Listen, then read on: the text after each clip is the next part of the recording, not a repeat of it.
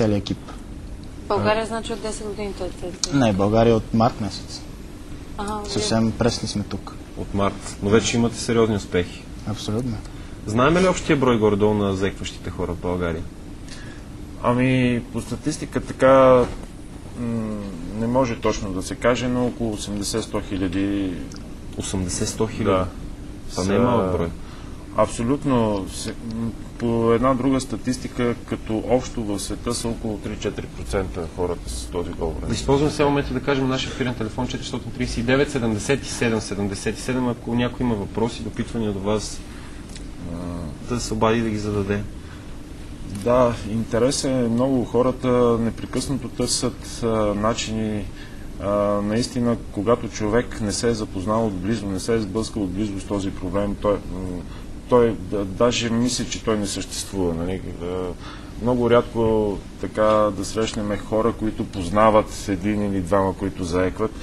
И дори самите родители, пък и да, те знаят ли, че това е лечимо или дигат ръце? Да, ще ви отговоря на този въпрос. Те просто ни се сърдат, когато дойдат в център и казват, добре, защо ние не знаем, защо не се популяризира това нещо. За съжаление работим изцяло със собствени сили, със собствени ресурси и така малко ни е трудно да стигнем до по-общ кръг от хора.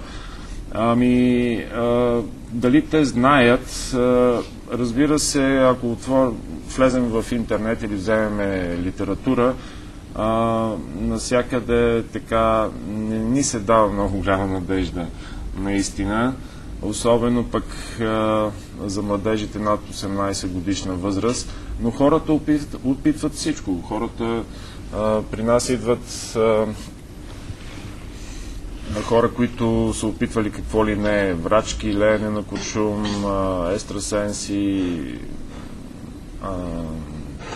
достъпна ли като финансова гледна точка или това е без пари това?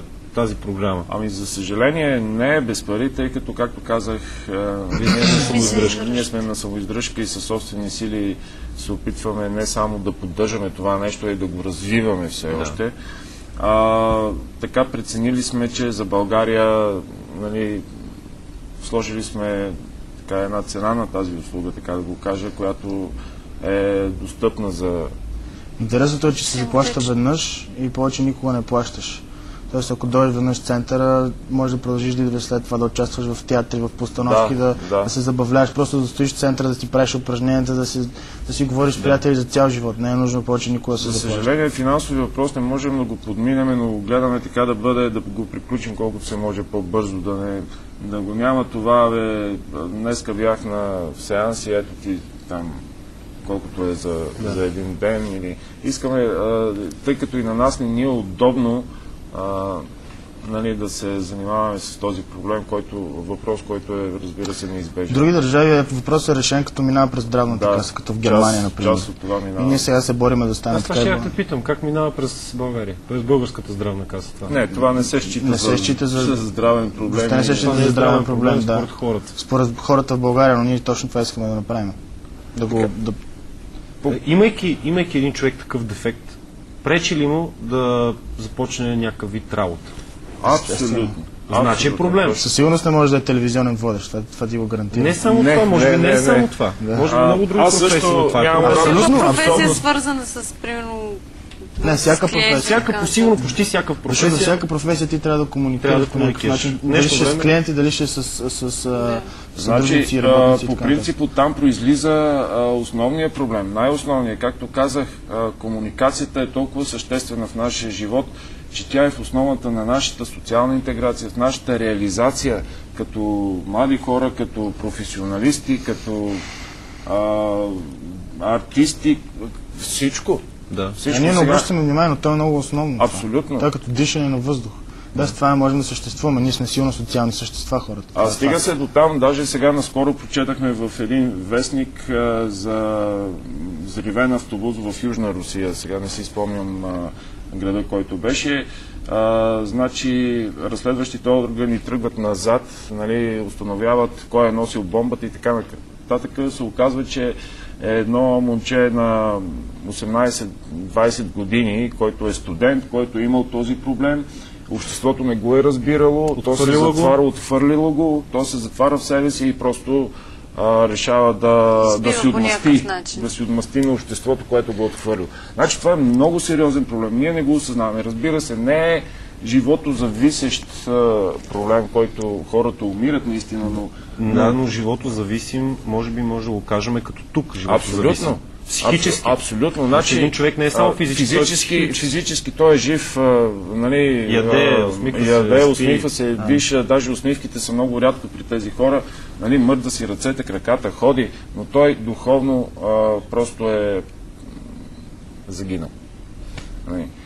И стреса или затрудненото обработване на информация е по-честа причина да заекват хората.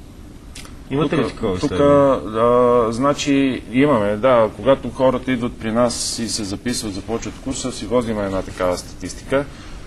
Тук пак е много сложен, много тънък леда, много е тънка граница. И граница между когато говорим за произхода и типологията на заекването, но по-често е, когато говорим за заекването, възникнало в предучилищна възраст, по-често причината е стресова ситуация. Оплаха, да. Дали ще е от животно, дали ще е от някакъв кошмарен сън, имаме и такъв случай, събужда се детето, просто започва с този проблем. Дали ще е оплаха от заболекар, Сега има една така много недоминираща, но много съществена причина също, която повлиява на отключването на този проблем. Това е силно амбициозни родители. Значи непременно детето му да започне да учи втори език, непременно детето му да е пръв в класа, непременно детето му да прочете 2 тона книги и така нататък, което нали, това води до едно смущение, до една стресова ситуация от детето, където... Искате ли да разкажем малко повече за програмата? Мен ми е много любопитно и предполагам, че на повечето хора има любопитно.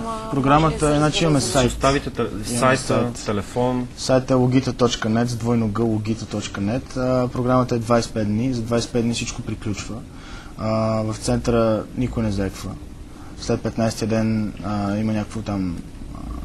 Има някакви процеси, които преминават. Те са детайли, които хората ще ги научат на място. След 15 ден никой не заеква. И има театрални постановки, има много топла социална атмосфера, много забавление, всички се стават много близки. Както сме споменали много пъти, няма авторитети, няма белите престилки. Те дори създават своя среда, приятелска среда. Абсолютно. Ние сме приятели с тях и те са приятели с нас, говорим си на малките имена, играем игри, излизаме заедно вечер, примерно ставаме си абсолютно близки, като едно голямо семейство.